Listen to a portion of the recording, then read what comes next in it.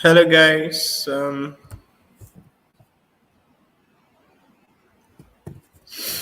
Trust we are all good. It's a great week. Or it's been a great week so far, at least for me. I hope it has been for you too. Um, Great to be back. So we're just going to quickly run into um, the what we have for today, right? Um, so I'm just quickly going to my notebook. Okay, so yeah, I should say this. I know machine learning can be a little complicated at first. It gets easier, right? The more you look at it, the more you try to analyze it, the more you think about it, the easier it gets, right? So, yeah, let's not get discouraged or you're getting better at it, right? Okay, so I'm just quickly going to share my screen and then we'll start from there.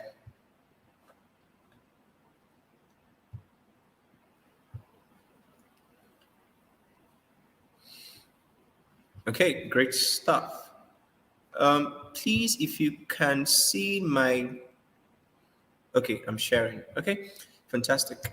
All right, so I already went ahead and set it up, but let me just cancel everything and then start from the beginning. Okay, so once you connect, you don't have to connect here anyways. You could just run this code. I believe everybody has access to this code already. You could just run this code and it mounts your drive. It connects your drive, your Google Drive, to this collab, right? So let's just give it a moment to. Okay, so it's fully run, and then we have to import our dependencies. If anyone is having issues with the concept of dependencies and libraries, the idea is you need them to do. Um, if without dependencies and libraries, you'd have a very, very, very long code, right? You have to write code for working with images. You'd have to write code for um,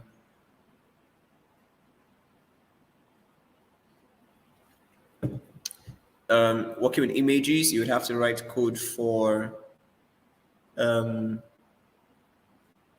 maybe manipulating numbers. You'd have to write code for graphs, for viewing graphs. And all that would take your time. You won't be able to focus on what you really need to do, right? So in this case, what we really need to do is build a facial recognition software. So we could just, somebody else has already compiled his code for all these different things. We just use that, import those codes or import access to those codes um, using functions and classes, right? Don't worry, we talk about this next week in Python class, so it will make better sense to you. But that's the idea. That's what's happening here. So we're importing all these dependencies. If you've forgotten, just go back to the class of last week. And yes, I'll rerun this over and over for it to make better sense to you. And then as we go on, I'll be adding a little as we every time I come back to it, I'll add a little more to it, right?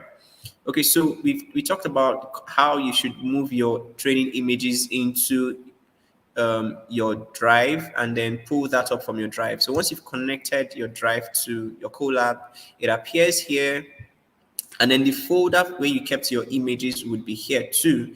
In this case, we have it as the recognizer, right? And then, of course, we went through the process of splitting our data into tests and train, right? This class is going to be more, there'll be more questions. So just get your questions ready and I'll be answering your questions. So yeah, we're doing a classification of either Jennifer Aniston or Chris, right? We're going to feed our network, we're going to teach our network to understand Jennifer Aniston's image or face or Chris's image or face, right? We sourced for the data last week and we actually did we run the code? I can't remember if we actually built the model. Okay, we'll actually build the model today and run it and then see how far that takes us, right? So we have this in our drive. and we're just going to pull this out. And all we need to do to pull it out is, first of all, we need to create a train directory and a validation directory, or a test directory. That very similar. Test and validation are very similar.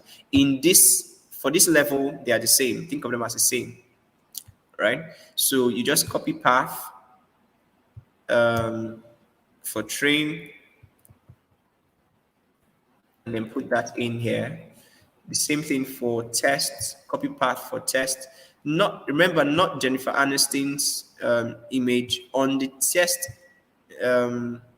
folder. That's where you should get, on the test folder, that's where you should get the copy path, right? So you should actually stop in train here and test here. So what this is saying is go into content, from content, go into drive. Let's walk through that. Everything here is content, right? Everything here is content. So go into content, from content, go into drive, which is what we have here. From drive, go into my drive. From my drive, go into recognizer. From recognizer, go into train. Everything you see inside here is for my training. That's what this means. And then same thing for validation, right? Okay, so now let's talk about data augmentation and image generator API, right?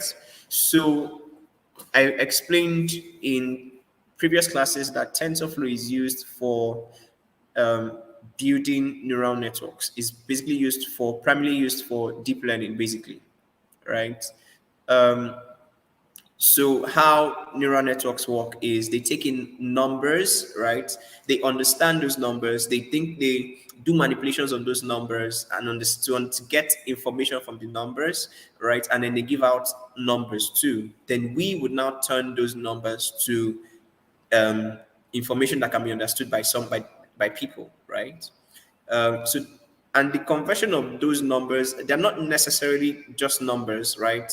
Saying their numbers is like beginner terms, but they're actually tensors, right? Tensor is like an array. We just talked about array in Python class. Tensor is an array, right? So it's a very large number of numbers, right? It's an array of floats, right?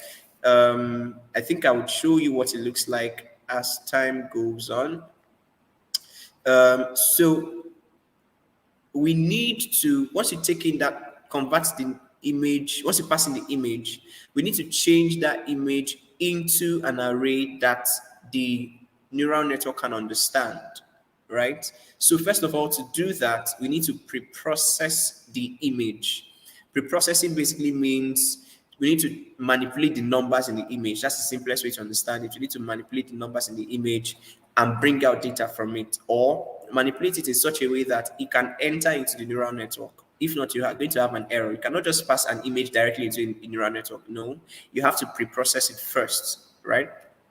Okay, so we're importing TensorFlow here, and then from TensorFlow, we're importing TensorFlow.keras.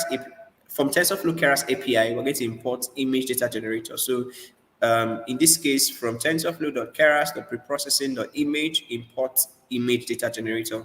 Now, I should say you almost cannot do this on your local system. You must use Google Colab. This is one of the reasons I've been, pushing for you guys to use Google Colab more, because it will help you. It will help you now. You cannot do this on your local system because, first of all, you need GPUs. These are images with very large computes, right? So you need GPUs. We talked about GPUs, I think, on the first class, when we said GPUs are graphics processing units. So they will help you process the graphics, that's the image, right? And they'll do it very fast. If not, you're going to sleep on your system for 3 hours, or sleep and come back, and your system is still running, trying to make sense of the image. And TensorFlow is a painful experience. It can be a painful experience setting up TensorFlow. It's a difficult experience setting up TensorFlow on your local system. So that's why Google, all you have to do is just get Google Colab, log into Google Colab, and you're fine. Okay, so let's talk about image data generator. So what's happening here in train data gen, image data gen? Now, this is a variable, remember, right? what are we passing into this variable? So let's come over to the right hand side. First of all, we are creating a,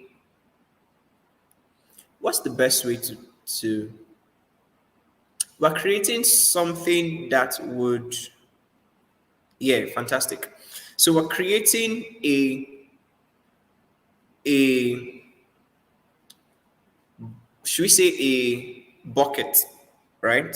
I'm looking for the best way to pass it across to you. But creating a bucket or a container. Now, inside a container, we are putting several things there. We're putting, first of all, a pre-processing, should I say preprocessor? Permit the language, but something that will pre-process your image, right? So we're passing in something that will pre-process your image, right? And make it into something that can be passed into the neural network. That's what this preprocessing function is doing here. I'm trying to break it down as much as I can. So what using tf.keras.applications.mobilenet.preprocessing input. Again, if you try to understand this, it will take you time to understand this. So what you just need is an overview. You need to understand the concept. Don't worry about the syntax. Understand the concept, right? It will take you a whole lot more time to understand the syntax and what each syntax is doing. Or for example, what this preprocessing is doing. There's a whole lot of calculations that is going on inside here that you don't necessarily need to be acquainted with now. It's like somebody gets you a car.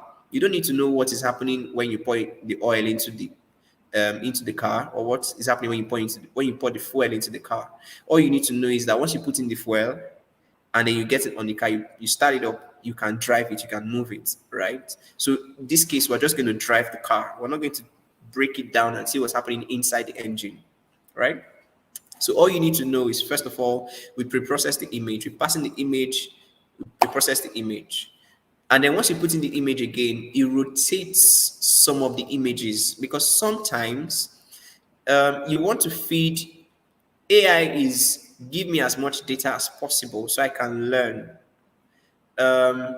If I see somebody's face from the front, the frontal view, and I master that, and then next time you give me the side view of the person, I might not know it's the same person, because in this case, I'm not seeing two eyes, I'm seeing just one eye. In this case, I'm seeing two eyes, right?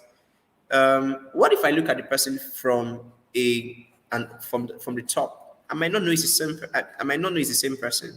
Or I look at the person skewed, the image skewed. I might not know it's the same person. I might make a mistake, or my accuracy would reduce. So that's why you want to give your AI as much diverse image as possible. So the same person, a frontal view, a side view, a bird eye view, that's from top or from bottom, or skew the image, because sometimes you just want me to take a picture and then their face is bent, right? Or they're even at the side of the camera or by this side of the camera, right? You want your image, you want your AI to be able to recognize the person, even if the data doesn't come in the same way or in a perfect way, right? So that's why you're using this parameter. So we're going to rotate some of the images, right, by 40 degrees. That's what this means here. We're going to rotate it by 40 degrees. Some of them, not all of them. You can read up on these parameters, right?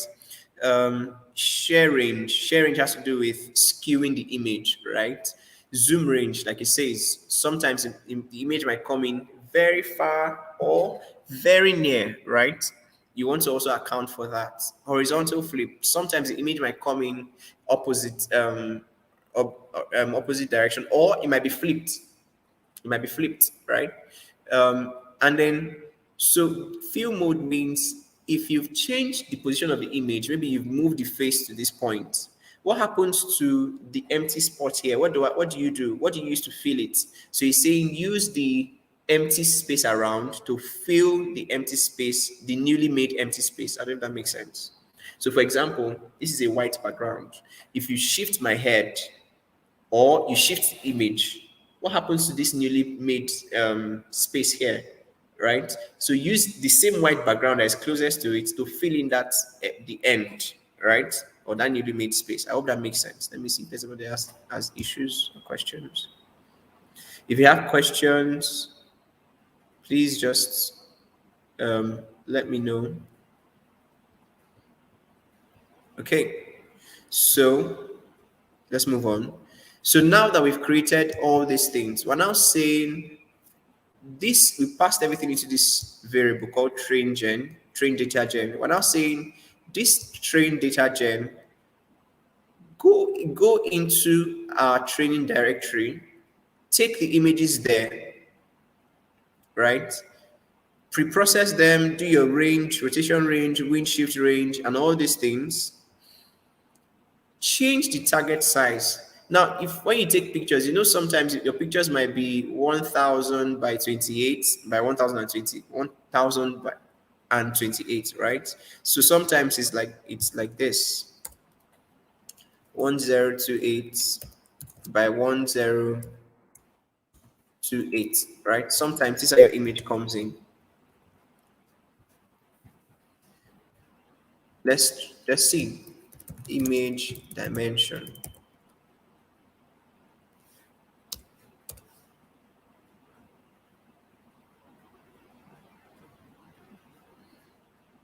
Let's see standard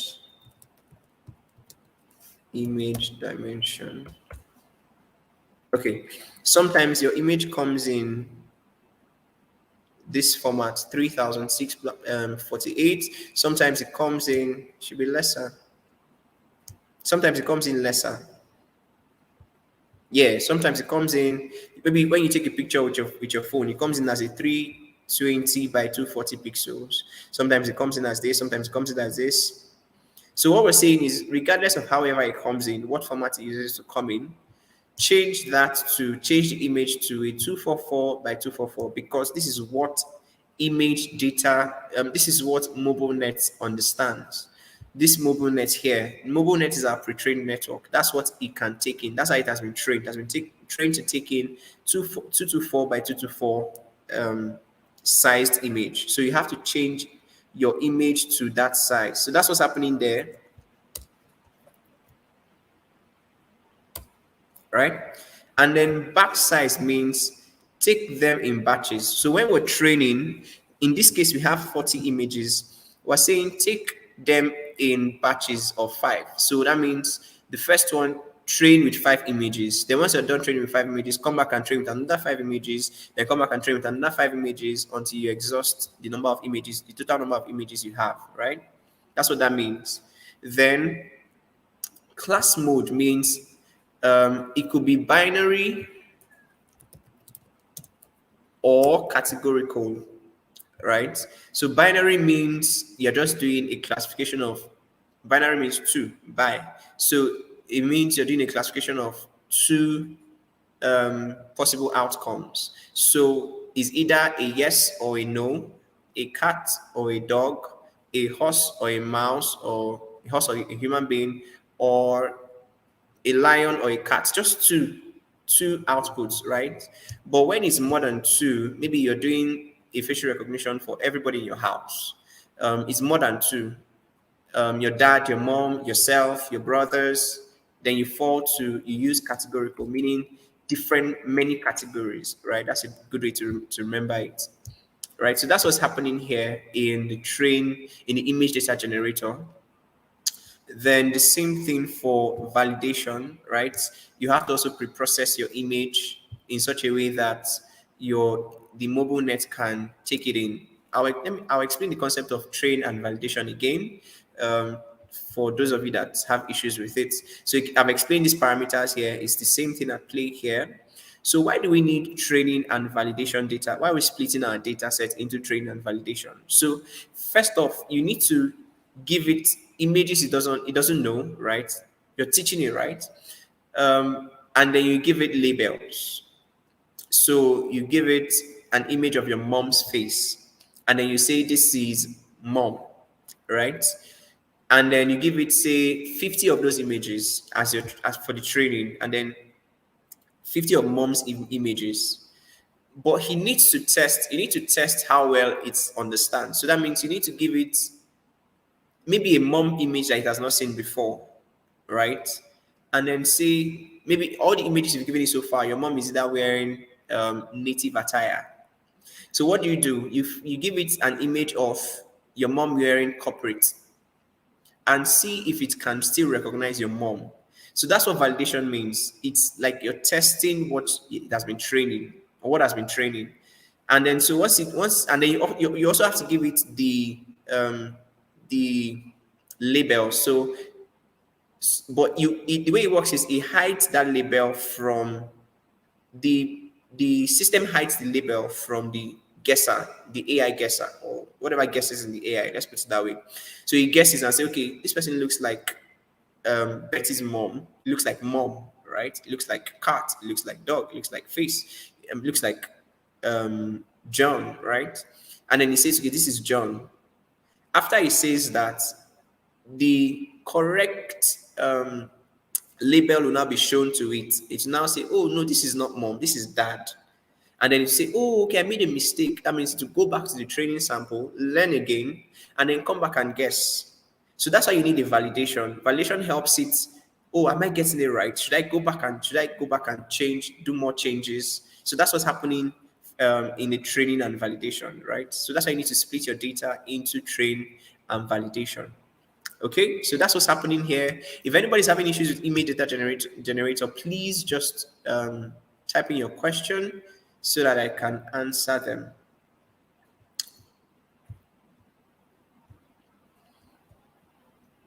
Okay, no questions. So let's go into the next part.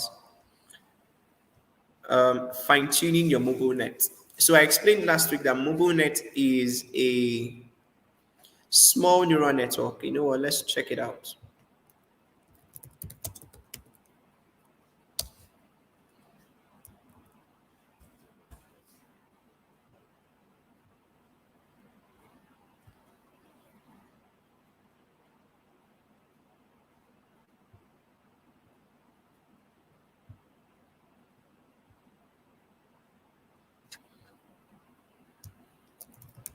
What is mobile net? Okay, so I guess we could let's try this and see.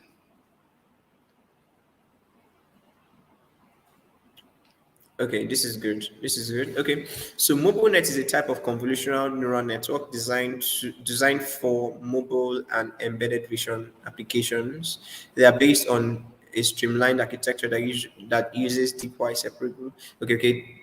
Basically, I think this is what we need. Mobilenet is a type of convolutional neural network. We've explained what neural network means. For mobile and embedded vision applications. So for your mobile devices, so if you want to build a an app on your phone that can do facial recognition, you want to move that your whatever AI you develop here, you want to move it into an app. You have to have used mobile nets. You can use there are other kinds of pre-trained network, but they are very large. Mobile net is like about 17 MB, right? And then it can also perform fantastically well on almost as well as other other AI models. So you don't necessarily need very large models, and then it's fast enough. So once you take a picture, you can do the classification in a very short time, right? That's why they said it's lightweight, it's fast. That's what low latency means. It's fast. It doesn't take a lot of memory. Um, so so let's go back a little, or let's check what is the size. So you could do this research more. You could do more research on MobileNet.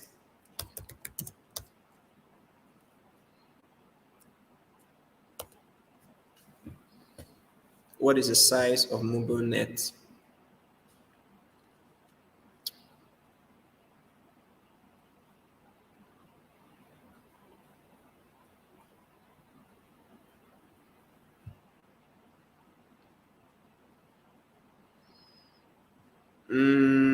Let me see.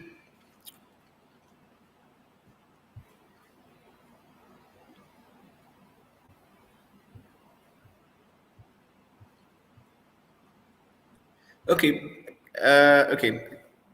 I'll have to read through a lot here to show you, but it's basically about 17 MB, right? So if you're putting that into your app, it's very, very efficient. Okay, so let's go back to the class. So that's why we're using Mobilenet, and I explained that you need your images to be between 224 and 224, right here. And then at the point where you're defining your Mobilenet, if we change this figure, we would have an error, meaning it means that you're taking in a different dimension than what you can understand, right? So that's why it's 224 by 224. Okay, um so yeah, at the point where we're defining Mobilenet, we're saying you're taking in your image as 224 by 224, and this three here means images are the image you see has red, green, and blue. um let's see what's the best way.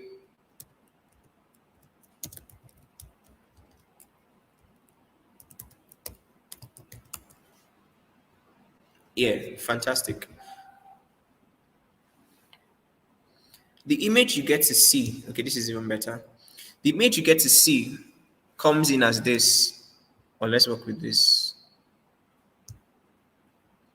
Yeah, this image we get to see, for example, this image of a bird is actually this. This is what the computer sees, is that you put in red, green, and blue together, right?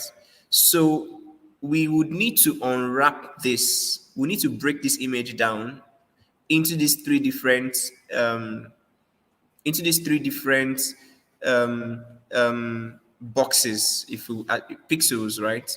So again, these are pixels. Every box here is a pixel. So when you hear, and so yeah, when we say 224 by 224, it means that the number of pixels on this line is 224. The number of pixels on this line is 224. The horizontal line here is 224. The vertical line is 224, right? The same thing too. So, and every image has a number of pixels, right? So we're going to unroll this into a very long vertical line.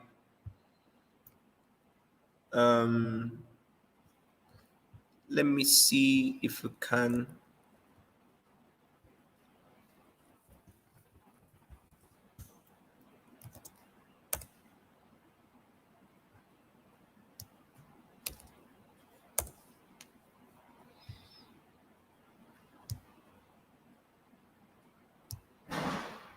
To give you an example. Okay, let's try this.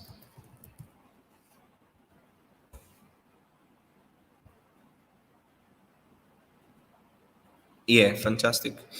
Okay, so you can see that in this case we have 255, 231, 42, 40, 42, 22, right? The same, this is the number of green pixels, this is the number of blue pixels, right? So we would need to unroll this into a very long vertical line, right? Called into a vector, right? In this case, we have two, and so we roll this, and then come down and roll this, and then come down and roll this, and then come down and roll this, roll this. Then once we're done with the red, we go to the green, we unroll horizontally until we get to the end. Then we go to the blue and unroll horizontally too until we get to 142 right here, right? So once we have this, that means we're going to have 224 by 224 times 224 times 3, right? That's why we have 3 here. 224 by 224 by 3 because we have red, blue, red, green, and blue. Assuming it's a black and white image, it doesn't have color, it would be 1. This would be 1 here, right? But in this case, it's a colored image, so it would be 3, right? So that's what's happening here. We're saying taking the image as this, and then we're going to take in we're going to define the number of layers, right here. This means, so when we had Mobilenet, let me just,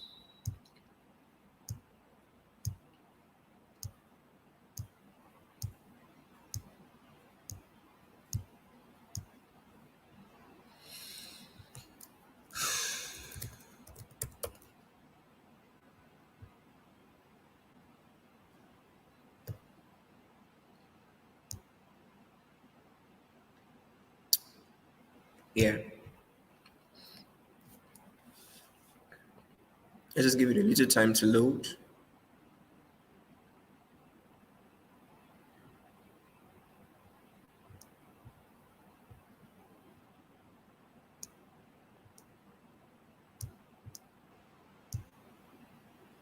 Okay, so in this case now, these are all layers, right? These are layer 1, layer 2, layer 3, layer 4. They're all layers. Remember that in Python class we said if when you put minus, that means you're counting from the bottom, right?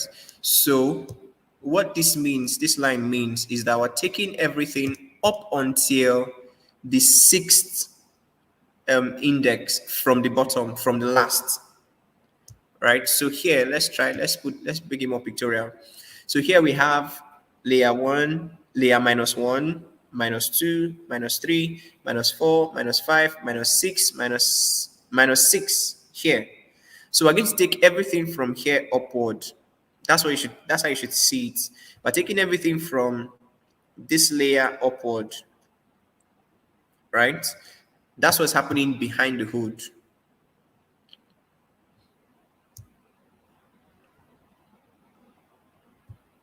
Right?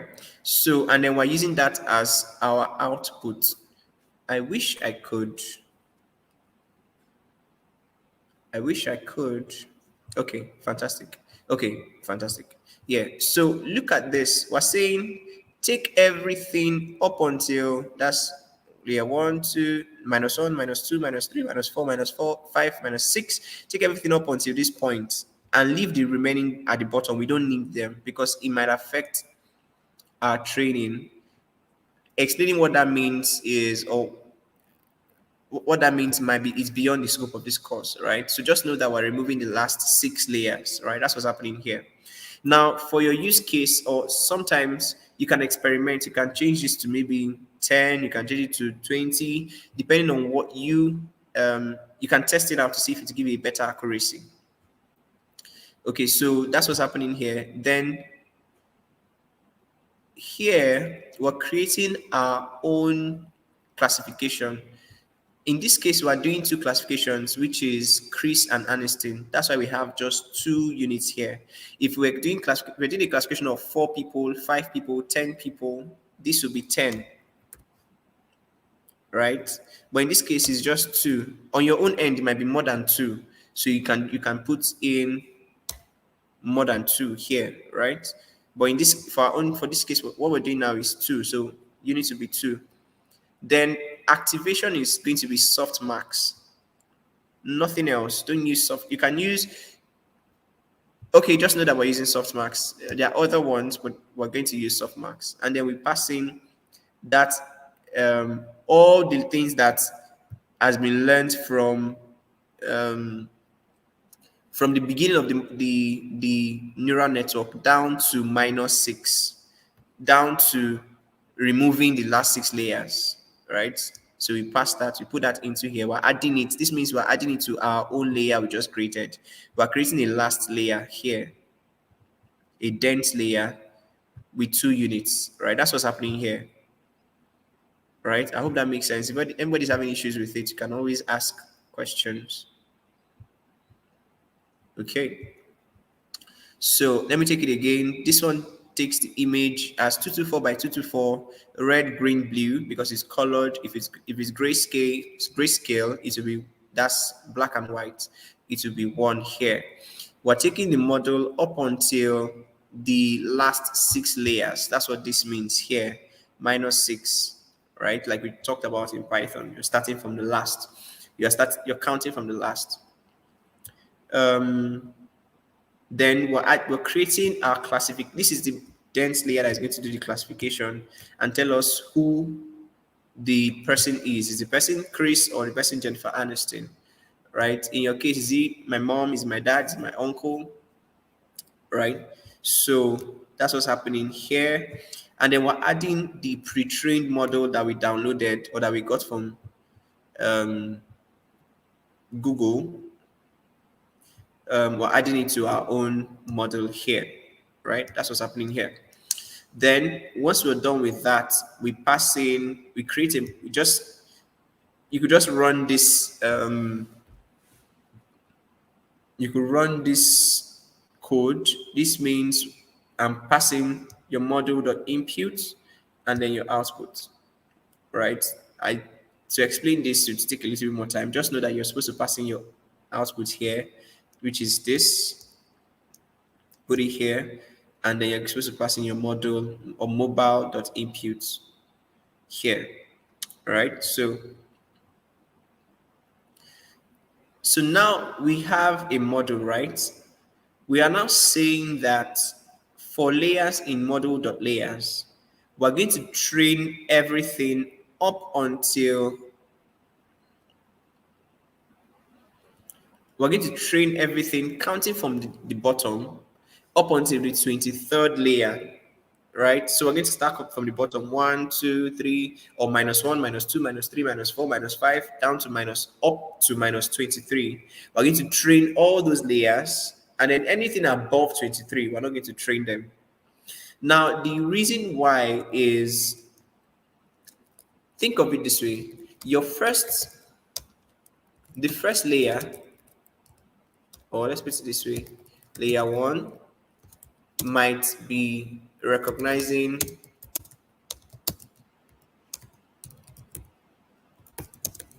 images or recognizing curves and edges in the image. It doesn't know what it doesn't know. It doesn't see the bigger picture. It just knows that it's recognizing curves. So it's recognizing there's a curve here, there's another curve here. Layer 2 might be recognizing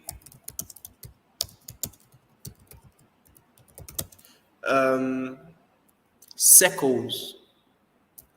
So if you take information from curve and say, okay, once it's a curve that doesn't have any box, any corner, it'll be a circle. So it recognizes circles. Layer 3 recognizes, so let's say boxes or squares, right? Layer 3 recognizes say eyebrows. That means it can mix circles and squares to understand eyebrows. And then next one understands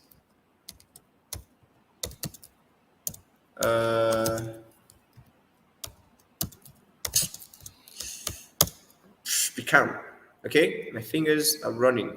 Okay, next one recognizes say eyes. Okay, let's say colors. No, doesn't recognize colors. Um, Eyes. Let's say eyes. Eyes is fine. Next one recognizes nose. Next one recognizes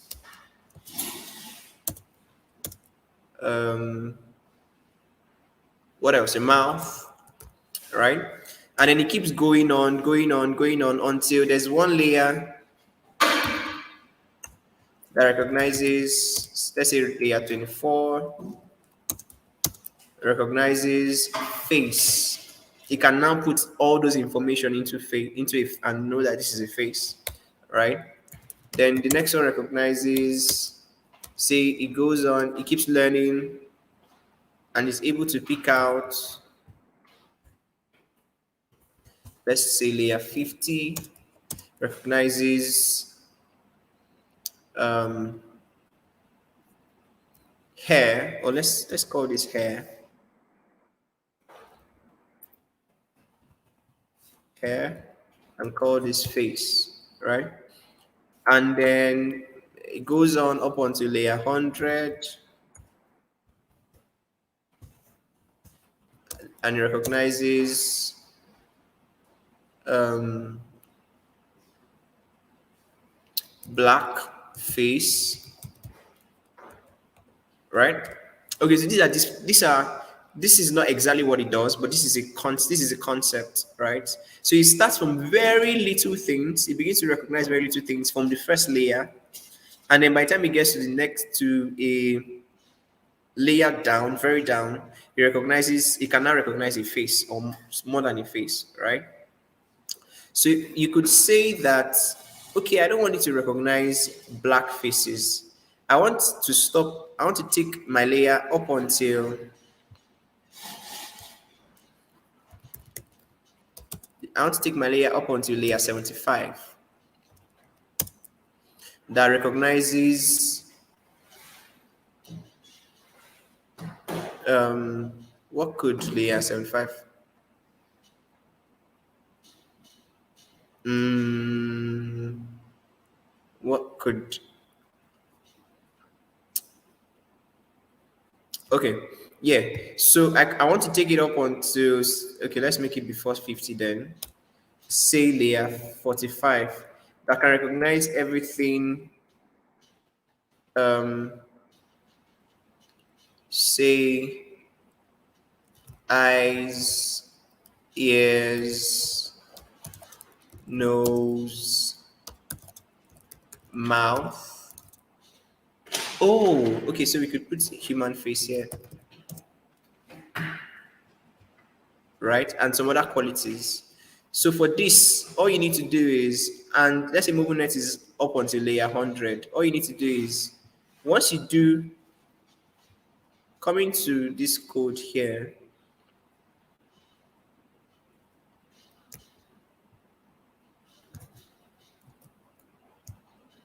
you remember the four statements four loop we talked about? All you need to do is come to this point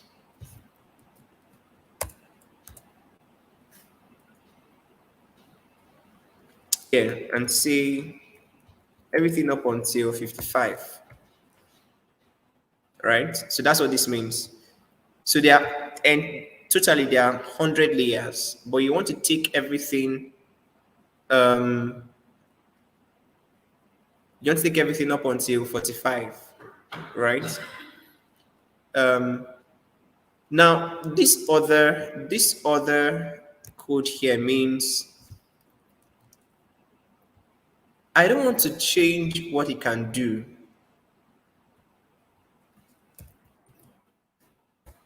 I don't want to change what it can do. So far, up until 45 layer, 45th layer, up until 45th layer, I don't want to touch it. I don't want to retrain it. But everything else from 46, yeah, from 46 down to 100, I want to be able to change it. I want to be able to um, make changes to it. So I'll say for layers from 0 to 45, that's what this means. Those of you in Python class, this should make better sense to you. From layer 1 to layer 45, make it so that I cannot train it. Make training it false. If this was true, then that means it will train those layers, but it's false. So make it training false. Then that means the remaining layers, remember we have 55 more layers downward. That's the layer I want to train with. That's what this line of code means. All right. So in this case, but we're doing, say, something around um, 25. So what this means is, again, train up to layer 1 to layer 75, and then the remaining 25 layers, or don't fine tune layer 1 to layer 75, but we're going to fine tune the remaining layers, which is layer 76 down to layer 100. That's what this line of code means here. I hope I've explained it. It should make better sense to you now. And then I explained that every layer has what it can understand, what it has learned to understand. So you want it to be able to at least recognize a face. And then once it can recognize a face, say from 50, it can recognize a face. But then you want it to recognize your mom's face, right? So you retrain that each recognizing a face to recognize your mom's face. That's what's happening here, right? So I hope I've broken this down. I hope I've broken this down.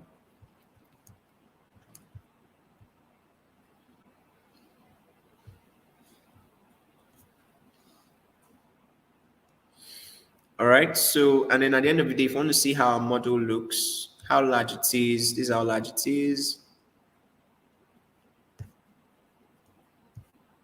These are different layers. You don't need to worry yourself. Now look at, we're training the total parameters in this layer. Okay, you don't need to worry about this. This is outside the scope of the course. And then once you're done, you have to run this code to compile your model, right? You have to give it an optimizer, a loss function, and metrics. All right, so I think on this note, we can stop here. You can read more on these things I've said gradually. You can read more on them, and then they'll make better sense to you. But you could actually just still run the code, and it will be fine. If we run this here, let's see. I don't know. Did you run this last week? Okay, yes, we did. We did. We did. Okay, so if you want to run this or you want to see it run, you could just check out the previous video. And then if you want to just, I'm breaking down everything gradually. If you don't understand anything I've said, or you're having any issues, just send me a message and I'll probably help you out through it, or send a message to the email that would be put on the group or put on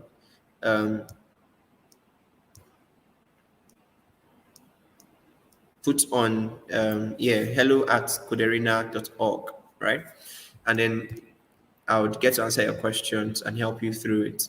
But this is a very simple way to understand what's happening behind the hood, right? So we said you wanted me to break the code down.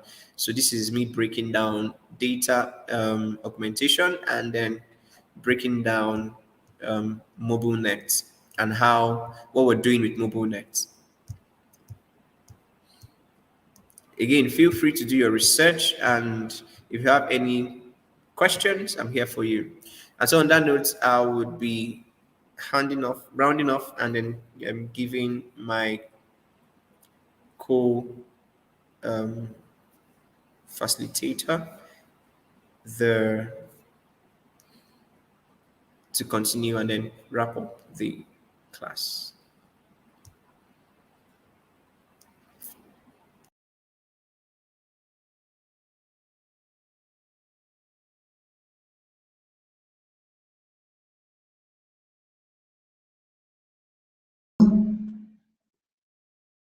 Okay, thank you very much, Mr. Daniel. Thank you for that lovely session. And that will be all for today. We'll be rounding up the session for today. I hope you guys were able to learn one or two things. Yes, and I hope, and you guys should please make sure to do your assignments and submit it to hello@coderina.org.